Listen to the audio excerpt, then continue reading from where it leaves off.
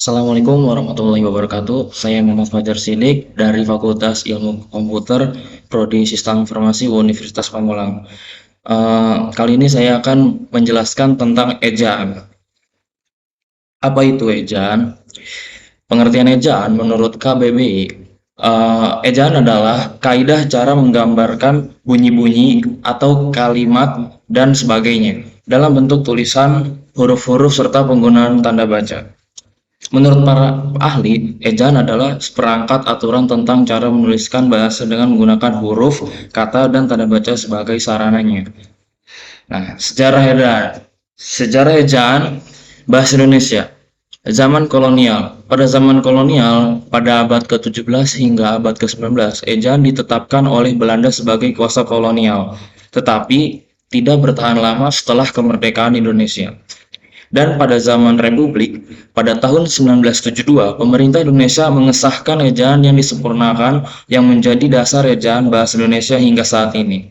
Dan yang terakhir ada zaman kemerdekaan. Zaman kemerdekaan pada tahun 1947, Komite Nasional Indonesia Pusat menetapkan ejaan Suwandi yang lebih mengakomodasi bunyi dalam bahasa Indonesia.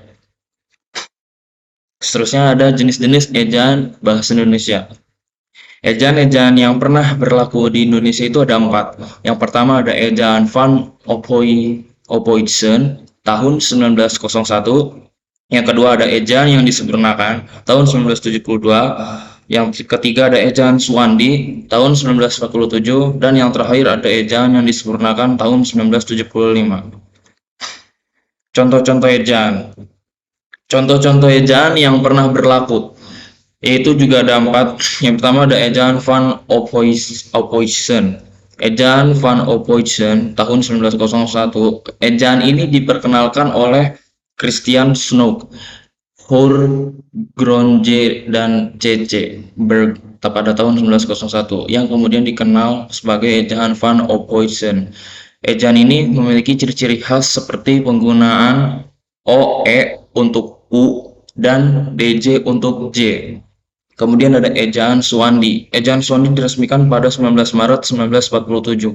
Adapun ciri-ciri ejaan Suwandi atau ejaan Republik adalah huruf OE menjadi U seperti goe roe, menjadi guru. Bunyi yang dinyatakan dengan kutip ditulis dengan K seperti tak menjadi tak, pak menjadi pak, dan maklum menjadi maklum. Ejaan yang disempurnakan. Seterusnya ada ejaan yang disempurnakan. Ejaan yang disempurnakan atau EYD adalah ejaan bahasa Indonesia yang berlaku dari tahun 1972 hingga 2015, menggantikan ejaan baru serta kembali berlaku sejak tahun 2022, menggantikan ejaan bahasa Indonesia.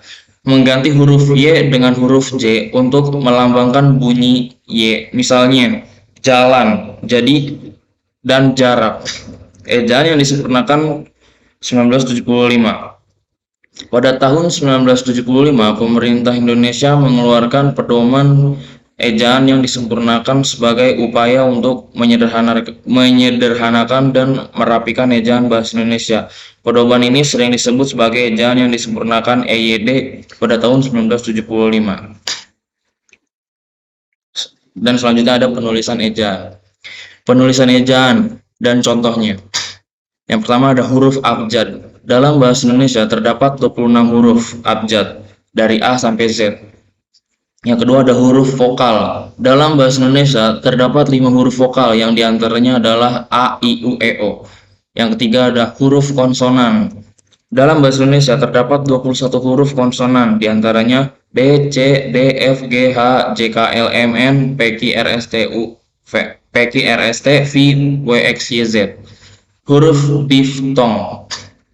Di dalam bahasa Indonesia terdapat 4 huruf diftong yang dilambangkan dengan gabungan huruf vokal ai, au, ei, dan oi. Contoh penggunaan pada kata santai, amboi, pulau, dan survei.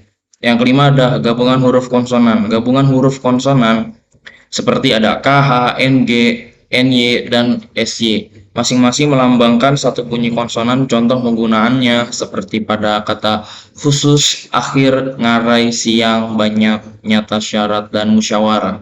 Dan yang terakhir ada huruf kapital. Huruf kapital dipakai sebagai huruf pertama di awal kalimat. Contoh, aku sedang menulis surat. Dan yang terakhir ada kesimpulan. Ejaan bahasa Indonesia memiliki dampak yang signifikan dalam memperkuat komunikasi tertulis, menjaga konsistensi, dan mencerminkan nilai budaya. Kesadaran akan aturan ejaan dan upaya untuk menggunakannya dengan benar mendukung pengembangan bahasa Indonesia yang dinamis dan relevan dalam konteks global.